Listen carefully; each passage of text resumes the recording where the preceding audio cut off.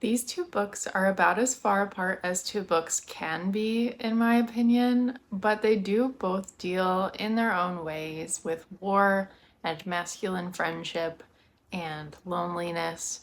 And I reacted in very different ways to both of these books, such that it had me reflecting on my reading taste and what I enjoy in reading and my identity and my asexuality and how I bring that to my reading. And so I want to talk about both of these books at the same time. And so that's what I'm doing. When I was originally drafting my plan for what videos I'd create this month, I thought this week would probably be a standalone Endling review because the shortlist for the Booker Prize is being announced in a couple of days, and I'm not reading the whole Booker long list or short list or anything really, but I do like to engage with these prizes by reading a book or two off of the long list, and Endling really caught my attention off of the long list. But around the same time that I was reading Endling, I also started reading The Long Walk because I knew that the movie was coming out, and I haven't read much Stephen King.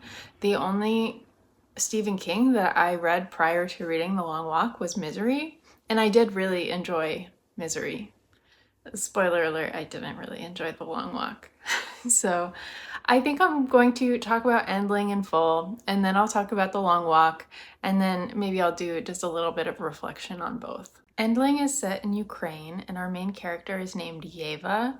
Yeva is a snail researcher who is interested in the conservation of snail species on the brink of extinction, and she lives in an RV that has been converted into some kind of lab. And in particular, she has a snail named Lefty that is the last of its species, and its shell spirals to the left, which is a mutation that makes it very unlikely for it to find a compatible mate. This is based on the real story of a left spiraling snail, by the way. I think its name is Jeremy or Jeffrey or something. You can Google it. Anyway, to fund her research, Yeva is taking part in the romance tour industry of Ukraine, in which men visit Ukraine in search of a Ukrainian wife. But her participation in that industry is pure hustle to keep her snail research going. And she is in fact asexual, and her mother and the people that she meets are not really able to wrap their mind around her asexuality. She eventually meets with two sisters, Nastya and Sol, who also work for this romance tour agency. And they have hatched a plan, or really Nastya has hatched a plan to kidnap some of the bachelors for a publicity stunt and protest of sorts. And they come to Yeva because they would like to borrow Yeva's lab to use for the kidnapping. So this is an outrageous premise, and everyone is a bit delusional. Yeva, the sisters, the bachelors, and I think that is where the black humor comes in. And then everything is heightened when, just as plans are getting rolling, the Russian invasion of Ukraine begins. At this point in the narrative, the author herself, Maria Reva, kicks through the fourth wall, and the structure of the narrative is totally disrupted.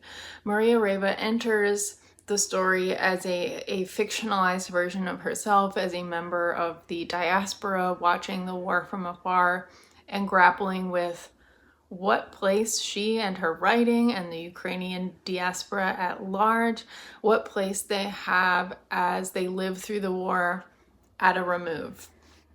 And to me, it feels like the strength of this book hinges on how well you receive that metafictional postmodern structure of the book. I do think that this book is really well received generally by the people I've watched who are reading the Booker long list.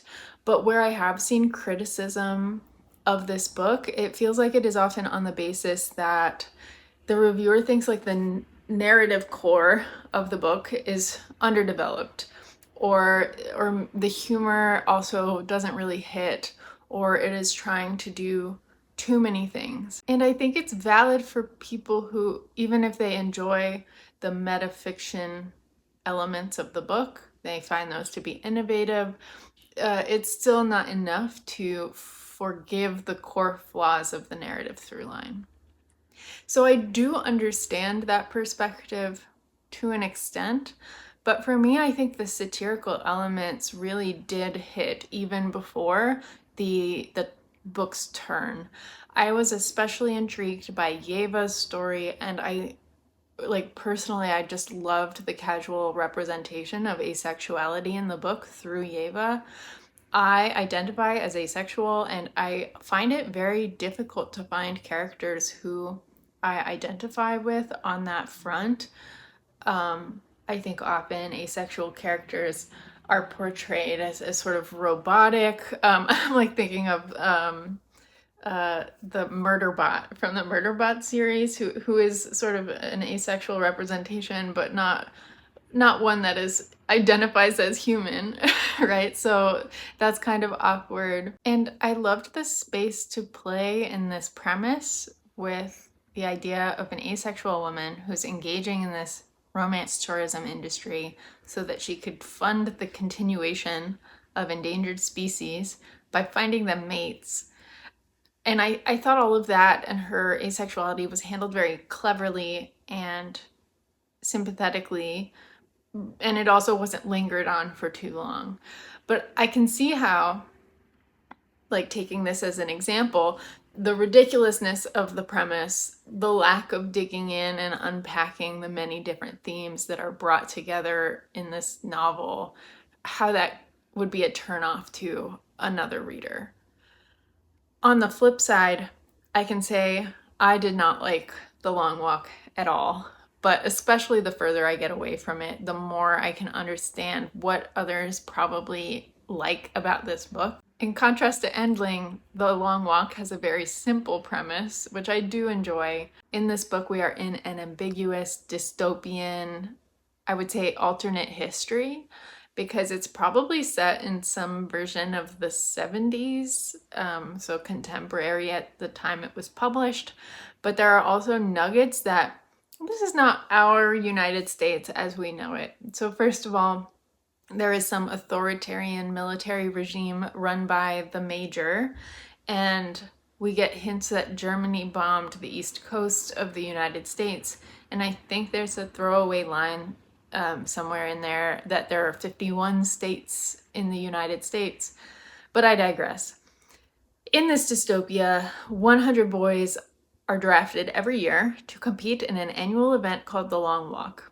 And this is what it sounds like. It's an endurance competition where the boys must keep walking at a steady pace until there is one man standing.